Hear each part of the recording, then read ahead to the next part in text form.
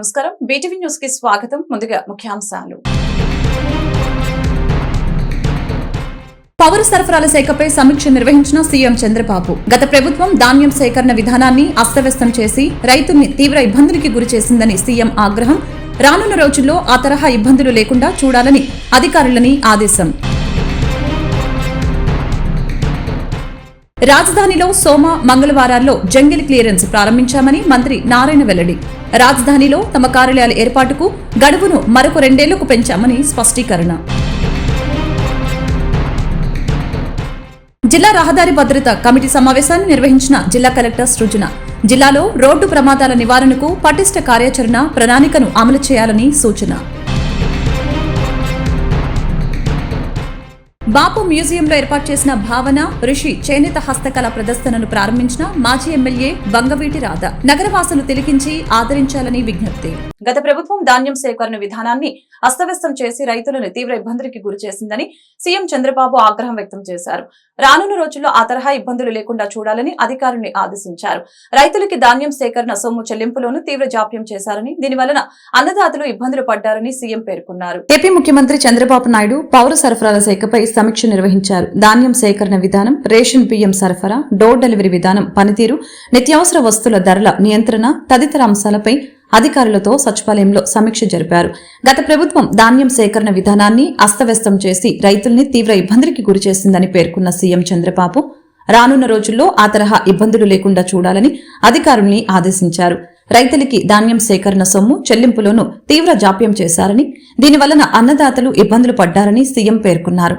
వర్షాలకు తడిసిన ధాన్యం కొనుగోలు విషయంలో రైతుల్ని తీవ్ర ఇక్కట్లు పాలు చేశారని చెప్పారు. 2019కి ముందు వరుస సివిల్ సప్లై శాఖ అప్పులు 21,622 కోట్లు కాగా 5 ఏళ్లలో వైసీపీ ప్రభుత్వం ఆ అప్పులని 41,550 కోట్లకు తీసుకువెళ్లి సివిల్ సప్లై శాఖను నాశనం చేసిందని అన్నారు. రాష్ట్రంలో నిత్యావసర వస్తువుల ధరల నియంత్రణపై దృష్టి పెట్టాలని అధికారుల్ని ఆదేశించారు. వ్యవసాయ శాఖ, సివిల్ సప్లై శాఖ, మార్కెటింగ్ శాఖ సమన్వయంతో పనిచేస్తే ధరల నియంత్రణ సాధ్యమవుతుందని చెప్పారు. రాజధానిలో సోమ మంగళవారాల్లో జంగిల్ క్లియరెన్స్ ప్రారంభించామని మంత్రి నారాయణ చెప్పారు. రాజధానిలో భూములు తీసుకున్న సంస్థలను సంప్రదిస్తామని, ఆయా సంస్థలు తమ కార్యాలయాల ఏర్పాటుకు గడువును మరొక 2 ఏళ్లకు పెంచామని వెల్లడించారు. సీఎం చంద్రబాబు అధ్యక్షతన సిఆర్డీఏ సమావేశం ముగిసిన అనంతరం మంత్రి నారాయణ మీడియాతో మాట్లాడారు.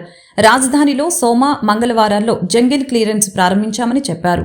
రాజధానిలో భూములు తీసుకున్న సంస్థల్ని సంప్రదిస్తామని, ఆయా సంస్థలు తమ కార్యాలయాల ఏర్పాటుకి గడువును మరొక 2 ఏళ్లకు పెంచామని వెల్లడించారు. హ్యాపీ నెస్ట్ ప్రాజెక్టును తిరిగి ప్రారంభించాలని నేటి సమావేశంలో నిర్ణయించామని మంత్రి నారాయణ తెలిపారు. సిఆర్డీఏలో 778 మంది ఉద్యోగులని నియమించుకుంటున్నామని పేర్కొన్నారు. అంతేకాకుండా సిఆర్డీఏ కోసం 32 మంది కన్సల్టెంట్స్ని నియమించుకోవడానికి నిర్ణయం తీసుకున్నట్లు వివరించారు. ముఖ్యంగా 8,352.69 చదరపు కిలోమీటర్ల పరిధిలో సిఆర్డీఏ ఉండేలా నిర్ణయం తీసుకోవడం జరిగిందని, అదే సమయంలో కోర్ క్యాపిటల్ పరిధి తిరిగి 217 చదరపు కిలోమీటర్లు ఉండేలా నిర్ణయం తీసుకున్నామని నారాయణ చెప్పారు. సీడ్ క్యాపిటల్ నిర్మాణంపై సింగపూర్ ప్రతినిధుల్ని సంప్రదిస్తామని వెల్లడించారు. నమస్కారాలండి. ఈరోజు సిఆర్డీఏ అథారిటీ మీటింగ్ సీఎం గారి యొక్క ఆధ్వర్యంలో ఈరోజు జరిగింది. దీంట్లో మొదటగా ఏంటంటే, ఏదైతే రైతులు ఆ రోజు కేవలం ఒక 58 రోజుల్లో 34,000 ఎకరాలు ఒక్కటంటే ఒక్కటి కూడా ఎటువంటి లిటిగేషన్ కేసు లేకుండా ఇవ్వటం జరిగింది. ఆ రోజు ముఖ్యమంత్రిగా ఉన్న నారా చంద్రబాబు నాయుడు మీద ఉన్న నమ్మకంతో. అయితే అప్పుడు ఏదైతే చెప్పామో దాన్ని గత 5 సంవత్సరాల్లో వైసీపీ ప్రభుత్వం చేయలేదు.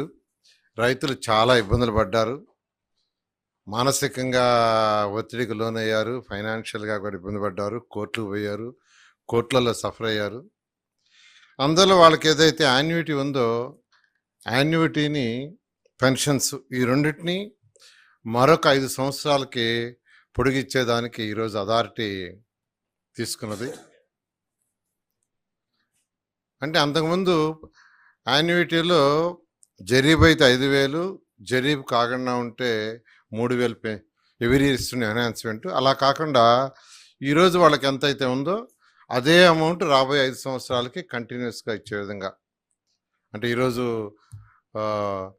ఒకవేళ 95,000 ఉందనుకోండి, 95,000 కంటిన్యూస్గా రాబోయే 5 సంవత్సరాలు ఇచ్చే విధంగా ఈరోజు అంటే మరొక 5 సంవత్సరాలు పెన్షన్స్ ఎక్స్టెన్షన్ చేసాము, యాన్యుటీని ఎక్స్టెన్షన్ చేసేటట్టుగా ఈరోజు అథారిటీలో డెసిషన్ తీసుకోవడం జరిగింది. పెన్షన్స్ కూడా ఫిక్స్డ్. జిల్లాలో రోడ్డు ప్రమాదాల నివారణకు పటిష్ట కార్యాచరణ ప్రణాళికను అమలు చేయాలని కలెక్టర్ జి సృజన సూచించారు. వేగ నిరోధక, హెచ్చరిక, సూచనల బోర్డుల్ని, స్పీడ్ లిమిట్ బోర్డుల్ని ఏర్పాటు చేయాలని తెలిపారు. రహదారుల్లో మొత్తం 139 బ్లాక్ స్పాట్లను గుర్తించినట్లు తెలిపారు. నగరంలోని విడిది కార్యాలయంలో జిల్లా రహదారి భద్రత కమిటీ సమావేశాన్ని నిర్వహించారు. ఆమె మాట్లాడుతూ NH16, NH30, NH65, NH192, NH236, NH32 తదితర రహదారుల్లో మొత్తం 139 బ్లాక్ స్పాట్లను గుర్తించినట్లు చెప్పారు. ఈ ప్రాంతంలో సంయుక్త తనిఖీలు నిర్వహించి ఇకపై ప్రమాదాలు జరగకుండా చర్యలు తీసుకోవాలని ఆదేశించారు. వేగ నిరోధకాలు, హెచ్చరిక, సూచికల బోర్డులు, స్పీడ్ లిమిట్ బోర్డులు ఏర్పాటు చేయాలని అన్నారు. భద్రతా కమిటీ సమావేశంలో తీసుకున్న ప్రతి నిర్ణయాన్ని ఖచ్చితంగా అమలు చేయాలని అన్నారు. ఐరాడ్ యాప్లో అన్ని ప్రభుత్వ, ప్రైవేట్ ఆసుపత్రులు నమోదయ్యేలా చూడాలని అన్నారు. ప్రమాదాలు జరిగినప్పుడు 108 వాహనాలు స్పందన సమయాన్ని మరింత మెరుగుపరచాలని అన్నారు. అనంతరం జిల్లా పోలీస్ కమిషనర్ ఎస్వి రాజశేఖర్ బాబు మాట్లాడారు. ఇబ్రహీంపట్నం స్టేషన్ పరిధిలో 23 బ్లాక్ స్పాట్లని గుర్తించినట్లు చెప్పారు. ఈ ప్రాంతంపై ప్రత్యేక దృష్టి పెట్టనున్నట్లు తెలిపారు. ఎన్టీఆర్ కమిషనరేట్ లో సీఐల బదిలీలు జరిగాయి. కూటమి ప్రభుత్వం వచ్చాక ఎన్టీఆర్ కమిషనరేట్ పరిధిలో సీఐలను బదిలీ చేస్తారని వినిపించింది. దాదాపు 15 రోజులుగా బదిలీల కోసం ఎదురు చూపులు చూడగా ఎన్టీఆర్ కమిషనరేట్ లో 53 మంది సీఐలను ఏకకాలంలో బదిలీ చేస్తూ పోలీస్ కమిషనర్ ఎస్వి రాజశేఖర్ బాబు శుక్రవారం ఉత్తర్వులు జారీ చేశారు. చాలా మందిని ఏలూరు రేంజ్ సరెండర్ చేయగా వీరిలో కొంతమంది వివాదాస్పద సీఐలు కూడా ఉన్నారు. చేనేత హస్తకళాకారులు తయారు చేసిన వివిధ రకాల ఉత్పత్తులతో విజయవాడ మహాత్మా గాంధీ రోడ్ లోని బాపు మ్యూజియంలో భావన, ఋషి చేనేత హస్తకళ ప్రదర్శనను ఏర్పాటు చేశారు. ఈ ప్రదర్శనను మాజీ ఎమ్మెల్యే టీడీపీ నాయకులు వంగవీటి రాధా ప్రారంభించారు. ప్రదర్శనలో వివిధ రాష్ట్రాలకు చెందిన చేనేత హస్తకళాకారులు తమ ఉత్పత్తులతో స్టాల్స్ ను ఏర్పాటు చేశారు. చేనేత హస్తకళాకారులు తయారు చేసిన ఉత్పత్తులతో మహాత్మా గాంధీ రోడ్లోని బాపు మ్యూజియంలో ఏర్పాటు చేసిన భావన, ఋషి చేనేత హస్తకళ ప్రదర్శనను మాజీ ఎమ్మెల్యే టీడీపీ నాయకులు వంగవీటి రాధా శుక్రవారం ప్రారంభించారు. ప్రదర్శనలో ఏర్పాటు చేసిన వివిధ రకాల ఉత్పత్తుల్ని ఆయన తిలకించారు. ఈ సందర్భంగా ప్రదర్శన నిర్వాహకులు అంకారావు మాట్లాడుతూ ప్రదర్శనలో వివిధ రాష్ట్రాలకు చెందిన చేనేత హస్తకళాకారులు తమ ఉత్పత్తులతో స్టాల్స్ ని ఏర్పాటు చేశారని అన్నారు. ప్రదర్శనలో Pochampally, Narayanpet, Uppada, Chirala, Mangalagiri kalamkari, fancy khadi, cotton printed Bengal silks, Bhagalpur చీరలు, bandhani silks, Gujarat design tops, Lucknow chikan work, door curtains. ఈ ప్రదర్శనలో Pochampally, Narayanpet, Uppada, Chirala, Mangalagiri kalamkari, fancy khadi, cotton printed Bengal silk, Bhagalpur చీరలు, bandhani silk, Gujarat design tops, Lucknow chikan work, door curtains, door mats, Warangal towels, bedsheets, మహిళల అలంకరణ వస్తువులు, అనేక రకాల గృహోపకరణాలు వినియోగదారులకు అందుబాటు ధరల్లో లభిస్తాయని చెప్పారు. నగరవాసులు కావలసిన అన్ని రకాల ఉత్పత్తులు ఇక్కడ లభ్యమవుతున్నాయని అన్నారు. సెప్టెంబర్ 8వ తేదీ వరకు ఈ ప్రదర్శన ఉంటుందని, ఉదయం 11 గంటల నుంచి రాత్రి 9 గంటల వరకు ఉంటుందని, ప్రవేశం ఉచితమని అన్నారు. ప్రదర్శనలో మొత్తం 100 స్టాల్స్ ఉన్నాయని, డ్వాక్రా మహిళలు కూడా స్టాల్స్ ఏర్పాటు చేశారని అన్నారు. శ్రావణ మాసం సందర్భంగా ఏర్పాటు చేసిన ప్రదర్శనను నగరవాసులు తిలకించి ఆదరించాలని కోరారు. ఈ భావన, ఋషి చేనేత హస్తకళ హ్యాండ్లూమ్ హ్యాండీక్రాఫ్ట్ ఎగ్జిబిషన్ బాపు మ్యూజియం విజయవాడలో బందర్ రోడ్లో రాఘవయ్య పార్క్ ముందు ఏర్పాటు చేయడం జరిగిందండి. ఈ ఎగ్జిబిషన్ ఈ నెల ఆగస్టు 1వ తారీఖు నుంచి సెప్టెంబర్ 8వ తారీఖు వరకు ఉంటుంది. ఉదయం 11 గంటల నుంచి రాత్రి 9 గంటల వరకు ఉంటుంది. ప్రవేశం ఉచితం, పార్కింగ్ ఉచితం. ఇది వివిధ రాష్ట్రాల నుంచి 100 స్టాల్స్ దాకా చాలా వచ్చినాయండి. డ్వాక్రా మహిళలు వాళ్ళు కూడా స్టాల్స్ ఏర్పాటు చేసుకున్నారు. ఇవి అంతా చేనేత ఉత్పత్తులు, చేనేత ఐటమ్స్ అన్ని తక్కువ ధరలో దొరుకుతాయండి. విజయవాడలో మేము ఎప్పుడు పెట్టినా ఇక్కడ అందరూ ఆదరిస్తారు. విజయవాడ ఈ శ్రావణ మాసం సందర్భంగా ఏర్పాటు చేసాం. విజయవాడ ప్రజలు కూడా ఈసారి కూడా అందరూ వచ్చి మమ్మల్ని ప్రోత్సహించవలసింది కోరుతున్నాం. మా దగ్గర పోచంపల్లి, నారాయణపేట, ఉప్పాడ, చీరాల, మంగళగిరి కలంకారీ, ఖాదీ టాప్స్, బెంగాలీ సిల్క్ చీరలు, చీరాల, నారాయణపేట చీరలు, అవే కాకుండా వరంగల్ టవల్స్, బెడ్షీట్లు, shooting shirting, jewellery item, tops అన్ని వివిధ రకాల చెందిన 100 మంది కళాకారులు ఇక్కడ ఏర్పాటు చేయడం జరిగిందండి. హెర్బల్ ప్రోడక్ట్స్ అన్ని ఏర్పాటు చేసుకోవడం జరిగిందండి. కనుక ఈ ప్రదర్శన 40 రోజులు ఉంటుంది. వివిధ రాష్ట్రాల నుంచి 100 మంది చేనేత కళాకారులు అందరూ వచ్చారు. విజయవాడ ప్రజలందరూ ఇంతవరకు మమ్మల్ని ఆదరించినట్టు ఈసారి కూడా విరివిగా వచ్చి అందరూ మమ్మల్ని ఆదరించి ప్రోత్సహించవలసిందిగా కోరుతున్నాం. మానవతా దృక్పథంతో స్పందించి కేరళ వరద ముంపు బాధితులకి సహాయం చేయాలని కార్పొరేటర్ బోయ సత్యబాబు విజ్ఞప్తి చేశారు. కేరళలో వేల మంది ప్రజలు సర్వం కోల్పోయి శిబిరాల్లో తలదాచుకుంటున్నారని, వందల మంది చనిపోయారని, వారికి సహాయం అందించాల్సిన అవసరం ఎంతైనా ఉందని తెలిపారు. వయనాడు ప్రజలకి అండగా నిలుద్దామని సిపిఐ, సిపిఎం పిలుపునిచ్చిన నేపథ్యంలో శుక్రవారం సాయంత్రం కార్పొరేటర్ బోయ సత్యబాబు ఆధ్వర్యంలో కేరళ వరద బాధితుల కోసం విరాళాల సేకరణ కార్యక్రమం జరిగింది. ఈ కార్యక్రమంలో బోయ సత్యబాబు మాట్లాడారు. కేరళలోని వయనాడులో కొండ చర్యలు విరిగిపడిన దుర్ఘటనలో 300 మందికి పైగా మృత్యువాత పడ్డారని, వందలాది మంది గాయాలతో ఆసుపత్రిలో చికిత్స పొందుతున్నారని తెలిపారు. రాష్ట్ర, కేంద్ర ప్రభుత్వాలు ఎంత సహాయ సహకారాలు అందించినప్పటికీ యావత్ భారత ప్రజానీకం అండగా నిలవాల్సిన అవసరం ఉందని చెప్పారు. విపత్తు వేళ కేరళలో వయనాడుకు ప్రజలంతా అండగా నిలవాలని సిపిఐ, సిపిఎం పోలిట్ బ్యూరో పిలుపు మేరకు సిపిఐ, సిపిఎం ఆంధ్రప్రదేశ్ కమిటీ ఆధ్వర్యంలో విరాళాలు సేకరించి బాధితులకి పంపాలని నిర్ణయించినట్లు తెలిపారు. రాష్ట్రంలో గత వారం రోజులుగా కురిసినటువంటి భారీ వర్షాలు, వరదల వల్ల అతలాకుతలమయ్యి వాయనాడు అలాగే మిగతా ఒక 5 జిల్లాలు తీవ్రమైనటువంటి నష్టాన్ని చవిచూస్తున్నాయి. ఇప్పటికే 300 మంది పైన మృతదేహాలని వెలికి తీశారు. ఇంకా కొన్ని వందల మంది శిథిలాల కింద, బురదల కింద, కొండరాళ్ళ కింద మరి మరణించినటువంటి పరిస్థితి. ఇంకా కొన్ని వేల మంది ప్రజలు నిరాశ్రులయ్యి సర్వస్వం కోల్పోయి మరి శిబిరాల్లో తలదాచుకున్నటువంటి పరిస్థితి. ఈ స్థితిలో కేంద్ర ప్రభుత్వం ఈ యొక్క సంఘటనని జాతీయ విపత్తుగా పరిగణించి పెద్ద ఎత్తున మానవతా దృక్పథంతో మరి కేరళ ప్రజలని ఆదుకోవాలని ఈ సందర్భంగా విజ్ఞప్తి చేస్తూ, అలాగే దేశంలో ఉన్న అన్ని రాష్ట్రాల ప్రజలు ఈ కష్టాల్లో ఉన్నటువంటి కేరళ ప్రజలకి మనం మానవత్వంగా మనమందరం కూడా వారికి అండదండలు ఇచ్చే విధంగా, వాళ్ళకి భరోసా ఇచ్చే విధంగా ప్రతి ఒక్కరు కూడా మానవత్వంతో స్పందించాలని తెలియజేస్తూ సిపిఎం పార్టీ దేశవ్యాప్తంగా ఇచ్చినటువంటి పిలుపులో భాగంగా ఈరోజు పశ్చిమ నగరంలో మరి ప్రజలందరి దగ్గర కేరళ వరద బాధితుల సహాయ నిధిని సేకరిస్తున్నాం.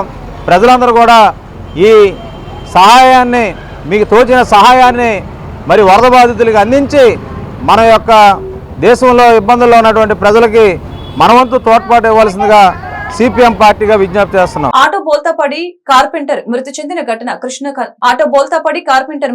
ఘటన కృష్ణలంక స్టేషన్ పరిధిలో సంభవించింది. ఆటో డ్రైవర్ గా పనిచేస్తూ జీవనం సాగించే మల్లాటి అంజయ్య వంటోన్ మల్లికార్జునపేట బ్రాహ్మణ వీధిలో నివాసం ఉంటున్నారు. కార్పెంటర్ గా పనిచేసే దేవిరెడ్డి నాగేశ్వరం అతడి తోడల్లుడు. ఆయన కూడా అదే ప్రాంతంలో నివాసం ఉంటున్నారు. శుక్రవారం సాయంత్రం ఇద్దరు ఆటోలో ఇంటి నుంచి బయలుదేరారు. బెంజి సర్కిల్ వైపు నుంచి స్కూల్ బ్రిడ్జి మీదుగా జాతీయ రహదారిపై మితిమీరిన వేగంతో వస్తున్నారు. గుడ్ మార్నింగ్ హోటల్ సెంటర్ సమీపానికి వచ్చేసరికి ఆటో నడుపుతున్న అంజయ్య ఎడమ వైపునకు వేగంగా మలుపు తీసుకోవడంతో ఒకసారిగా ఆటో బోల్తా కొట్టింది. నాగేశ్వరరావు ఆటో నుంచి కింద పడిపోగా అతడిపై ఆటో పడింది. స్థానికులు 108 కు ఫోన్ చేయగా వారు వచ్చి పరిశీలించి మృతి చెందినట్లు నిర్ధారించారు. ట్రాఫిక్ సిఐ జగదీశ్వరరావు వివరాలు సేకరించి మృతదేహాన్ని ప్రభుత్వ ఆసుపత్రికి తరలించి కేసు నమోదు చేసి దర్యాప్తు చేపట్టారు.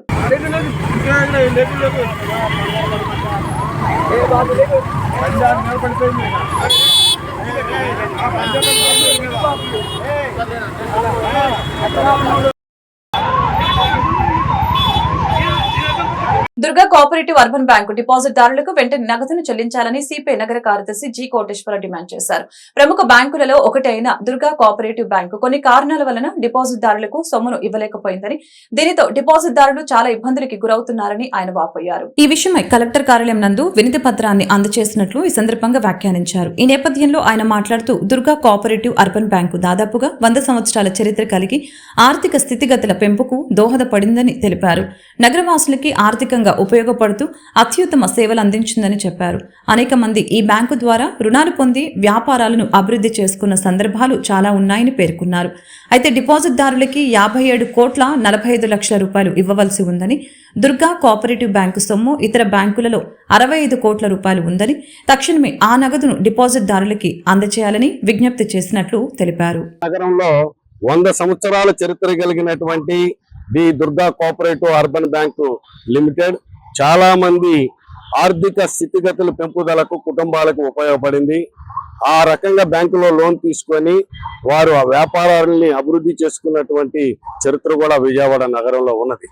ఆ రకమైనటువంటి పరిస్థితిని చూసి నగరంలో వందలాది మంది డిపాజిట్దారులు దుర్గా కోఆపరేటివ్ బ్యాంకులో డిపాజిట్ చేసుకోవడం జరిగింది.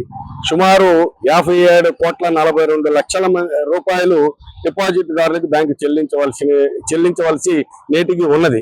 29/7/2022 నుంచి డిపాజిట్దారులు ఎవరికి కూడా డబ్బులు ఇవ్వకపోవడంతో డిపాజిట్దారులు వారి పిల్లల చదువుల కోసం, వారి పిల్లల పెళ్లిళ్ళ కోసం దాచుకున్నటువంటి డబ్బు వారి చేతికి రాకపోవడంతో తీవ్రమైనటువంటి ఇబ్బందులు పడతా ఉన్నారు.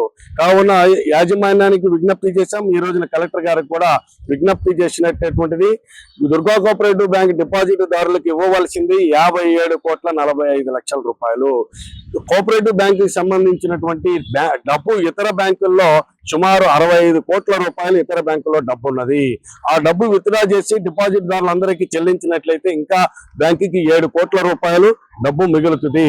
అంతేకాకుండా ఇళ్ల మీద లోన్లు ఇచ్చినటువంటి బ్యాంకు లోన్లు ఇచ్చినటువంటి వారికి దగ్గర నుండి సుమారు 44 కోట్ల రూపాయలు వసూలు కాబడి అసలు వసూలుగా చేయవలసినటువంటిది ఉండగా అసలు పైన వడ్డీ ఈ రోజున 180 కోట్ల రూపాయల దగ్గర 200 కోట్ల రూపాయలు వడ్డీ పెరిగిపోవడంతో అసలు చెల్లించలేనటువంటి లోన్లు తీసుకున్నటువంటి వారు లోనీలు చాలా తీవ్రమైనటువంటి ఇబ్బంది పడతా ఉన్నారు.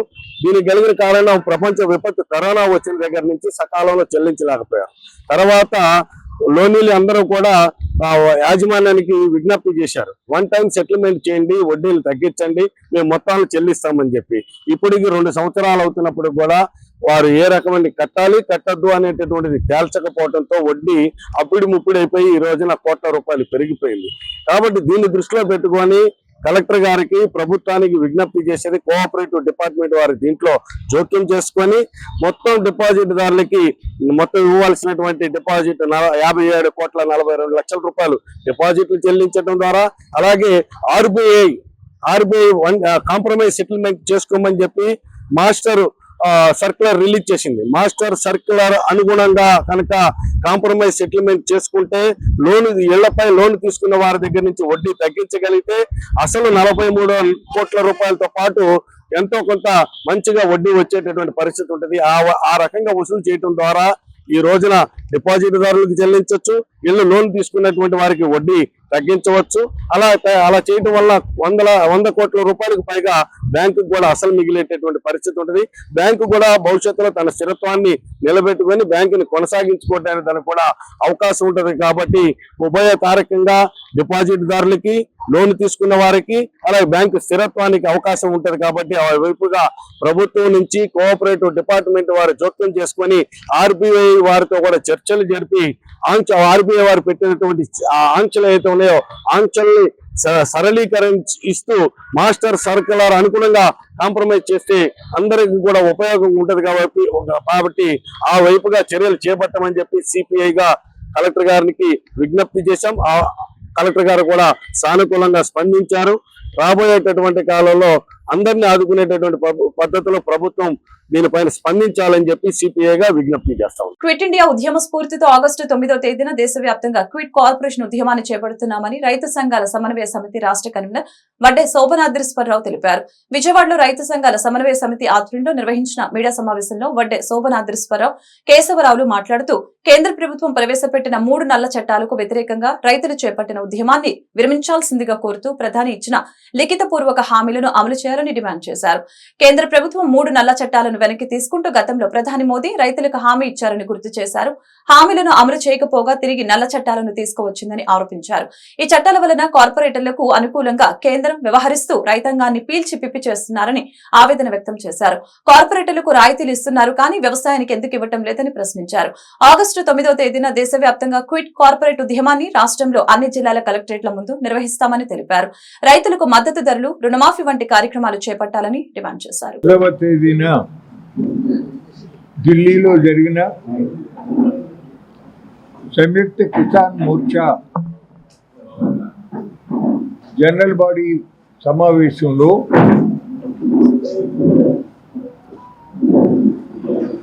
కేంద్ర ప్రభుత్వం లిఖితపూర్వకంగా సంయుక్త కిసాన్ మోర్చా ఆధ్వర్యంలో 740 రైతు సంఘాలు 13 మాసాల పైన కొనసాగించినటువంటి చారిత్రాత్మక ఉద్యమం 750 మంది రైతులు అమరులైనటువంటి సందర్భం, లిఖితపూర్వకంగా రైతాంగ సమస్యలు పరిష్కరించుతాము అని చెప్పి ఇచ్చిన హామీల్లో ఏ ఒక్కదాన్ని కూడా అమలు చేయనటువంటి పరిస్థితుల పైన ఆ జనరల్ బాడీ సమావేశంలో చర్చించి ఆగస్టు 9 క్విట్ ఇండియా లోగడ ఉద్యమానికి పిలుపు ఇచ్చినటువంటి చరిత్రాత్మకమైనటువంటి రోజు ఆగస్టు 9 క్విట్ ఇండియా. ఆ రోజున భారతదేశంలో వ్యవసాయ రంగాన్ని, రైతాంగాన్ని పీల్చి పిప్పి చేస్తూ వారి యొక్క సంక్షేమానికి, అభివృద్ధికి దోహదపడకుండా వాళ్ళ యొక్క సంపదే పెంచుకుంటానికి ప్రయత్నం చేస్తూ ఉన్నటువంటి కార్పొరేట్లను బహిష్కరించాలి. క్విట్ కార్పొరేట్ అనేటటువంటి అంటే ఈ సంస్కరణ ఎంత వేగంగా తీసుకెళ్ళాలి. అంతేకాదు ఈ కాలంలోనే ఎస్కేఎంకి ఇచ్చిన వ్రాతపూర్వకమైనటువంటి హామీని కూడా పక్కన పెట్టి అదానీ, అంబానీ యొక్క ఏజెంట్లు నూతన చట్టాలను, నల్ల చట్టాలను రూపొందించిన వాళ్లతోటి ఓ ప్రత్యేకంగా 26 మందితోటి కమిటీ వేసింది. వ్యవసాయ రంగంలో ఏం చర్యలు తీసుకోవాలో సూచనలు చేయడానికి. అంతేకాకుండా వ్యవసాయ అనుబంధ రంగాలన్నింటిలోని కూడా అదానీ, అంబానీ లాంటి కంపెనీల ఉద్యోగస్తులను సలహాదారులుగా నియమించింది ఇప్పుడు 32 మందిని. అంటే అన్ని రంగాల్లో కూడా అదానీ, అంబానీల యొక్క సూచనలే అమలు జరిగేటువంటి స్థితిలోకి రాబోతూ ఉన్నది. అందుకని దీనికి నిరసనగా దేశవ్యాప్తంగా ఆగస్టు 9వ తారీఖున గ్రామాన కరపత్రాలు పంచడం, గ్రూప్ మీటింగ్లు పెట్టడం, నిరసన ప్రదర్శనలు చేయటం, రకరకాల కార్యక్రమాలతోటి క్విట్ కార్పొరేట్ నినాదాన్ని రాష్ట్ర వ్యాప్తంగా తీసుకెళ్లాలని ఈ రోజున సమావేశం నిర్వహించింది. ఇది దేశవ్యాప్తమైనటువంటి ఉద్యమం, ఇంతటితో ఆగదు. రైతులకు అవసరమైనటువంటి మద్దతు ధరల చట్టం కానీ, రుణమాఫీ చట్టం కానీ సాధించే వరకు కూడా ఈ పోరాటం కొనసాగిస్తుందని సంయుక్త కిసాన్ మోర్చా చెప్పింది. విజయవాడ పార్లమెంట్ ఎన్నికల రద్దు చేసి తిరిగి ఎన్నికలు నిర్వహించాలని విజయవాడ పార్లమెంట్ స్వతంత్ర అభ్యర్థిగా పోటీ చేసిన దేవరపల్లి మహేష్ భారత రాష్ట్ర ద్రౌపది ముర్ముకి లేఖ రాశారు. విజయవాడలో నిర్వహించిన మీడియా సమావేశంలో రాష్ట్రపతికి పంపిన లేఖను ఆవిష్కరించారు. అనంతరం మీడియాతో మాట్లాడుతూ గడిచిన ఎన్నికల్లో వైకాపా పార్లమెంట్ అభ్యర్థి కేశినేని నాని విజయవాడ పార్లమెంటు పరిధిలోని అన్ని అసెంబ్లీ నియోజకవర్గాల్లో బ్యాలెట్ నమూనా పత్రంలో తనకు కేటాయించిన సంఖ్య వద్ద నోటాగా పేర్కొంటూ కరపత్రాలతో ప్రచారం చేశారని ఆరోపించారు. వైకాపా ప్రచారం వలన తనకు తీవ్ర నష్టం జరిగిందని ఆవేదన వ్యక్తం చేశారు. తనకు జరిగిన అన్యాయాన్ని ఎన్నికల అధికారి దృష్టికి తీసుకువెళ్లిన ఫలితం శూన్యమని తెలిపారు. తనకు న్యాయం చేయాలని కోరుతూ రాష్ట్రపతికి లేఖ రాశానని తెలిపారు.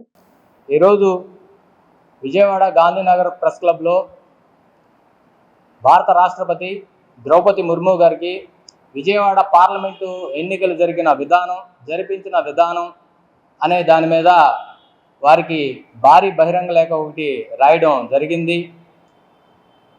ఈ యొక్క లేఖ మీడియా ముఖంగా రిలీజ్ చేయాలని చెప్పేసి నిశ్చయించుకున్నాను.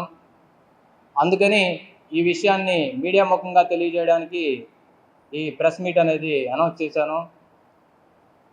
విజయవాడ పార్లమెంటు ఎన్నికలు చాలా వరకు గందరగోళంగానే జరిగినాయి. ఇవి దాదాపు 800 పోలింగ్ స్టేషన్లో ఈ గందరగోళం జరిగింది. ఈ విషయంపై రిటర్నింగ్ అధికారి గారికి మిగిలిన అన్ని విషయాలు తెలియజేసినా ఆయన ట్రాన్స్ఫర్ అయ్యి వెళ్ళిపోవడంతో, ఆ తర్వాత ఎలక్షన్ కమిషను ఇలాగ అందరూ కూడా ట్రాన్స్ఫర్లు అయ్యి వెళ్ళిపోవడంతో ఈ సమస్య ఎవరికి కూడా చేరలేని పరిస్థితి అయిపోయింది. అందుకని భారత రాష్ట్రపతి ద్రౌపది ముర్ము గారికి ఈ విషయాన్ని సహృదయంతో తెలియజేయవలసిన వ్యక్తిగా తెలియజేస్తున్నాను. విజయవాడ పార్లమెంటు ఎన్నికలు నా సీరియల్ నెంబర్లో నోటా వేసి దాదాపు 800 పోలింగ్ స్టేషన్లో సోషల్ మీడియాలో కరపత్రాల రూపంలో ప్రచారం చేశారు. దానికి సంబంధించి ఆ ఎన్నికల నిబంధనలకు వ్యతిరేకంగా జరిగినట్టు, అలాగే నా యొక్క అభ్యర్థత్వాన్ని మరుగున పరిచేలాగా ఉన్నట్టు నేను ఈ యొక్క లేఖలో ప్రస్తావించాను. ఇది జరిగి చాలా రోజులు అవుతున్నప్పటికీ ఈ యొక్క కంప్లైంట్ కొనసాగుతూనే ఉంది. ఇది ముఖ్యంగా నేను చెప్పదలుచుకుంది ఏంటంటే, విజయవాడ పార్లమెంట్ ఎన్నికలు లోపభూయిష్టంగా ఉన్నాయి కాబట్టి వీటిని రద్దు చేసి